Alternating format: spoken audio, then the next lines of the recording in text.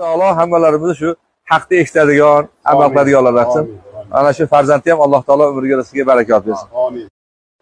Bir odamni qo'l soati bor ekan. Soatini yo'qotib qo'yibdi. Yo'qotgan somonxonasi bor ekan, somonxonaning ichida yo'qotib qo'yibdi. Endi somonxonaning ichidan qo'l soat topishdi ekan. Endi qimmat emas ekan soat, lekin juda bir o'zi hurmat qilgan, o'zi yaxshi ko'rgan odam hadya qilgan soat ekanda endi. Esdalik bo'lib qolgan. Hech topa olmasdan qarasa, ko'chaga chiqsa bir ko'p yosh bolalar o'ynayotgan ekan. Haligilardan iltimos qilib kirib, soat yo'qotib qo'yib topishib bersang mukofot beraman. Qiy-chuv qilib rosa istash topishaman.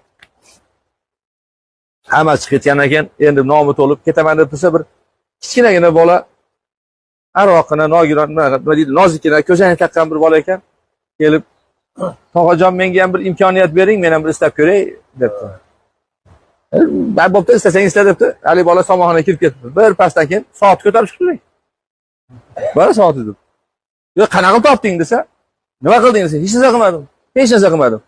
Tek jim o'tirib eshitdim. Jim o'tirib quloq soldim.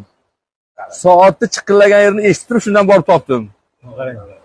Ya'ni mana shu g'ala-g'ovur, to'polon, janjal bilan bir masala yechilmas ekanda. Vaqtiki haqiqatni topaman desangiz, eshitishni ham bilish kerak ekan. O'sha bilag'onlik qilib o'zingizni o'rtaga tashlavermasdan haqiqatni topish uchun, haqiqatga yetish uchun quloq solish ham kerak ekan. Eshitishni ham bilish kerak ekan.